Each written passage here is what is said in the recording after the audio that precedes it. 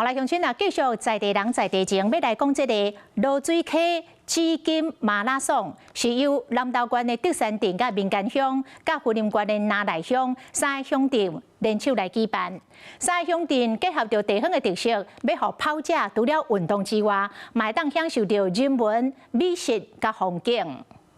2025罗水溪紫金马拉松就要登场，头一站就是民间，今年用基福做主题，互民众会当走过100年的庙寺，感受信仰的力量。今年呢，我们也希望说跟县府的安排，可是松林之星今年还没好哦，所以我们希望说明年呢，可以就是加码再一次松林之星。第2站的拿来，互民众会当甲宠物做回来运动。我们林内呢，这次还有特别加码2K 的这个萌宠组，这个也是应该是全台第一个。最后一站的德山，伫咧休困站提供德山的三宝、德顺包、航汉旗，有冷泡茶，互民众会当补充体力。马年的话，大家喜欢什么？指南宫的一个银币，那祖山镇公所也跟指南宫这边全力的配合，能够领取，只要参加祖山站这一站的，就可以领取马年的这样的银币纪念。三个乡镇做伙合作，做伙打造上介有在地特色的活动，绝对互民众难忘的记忆。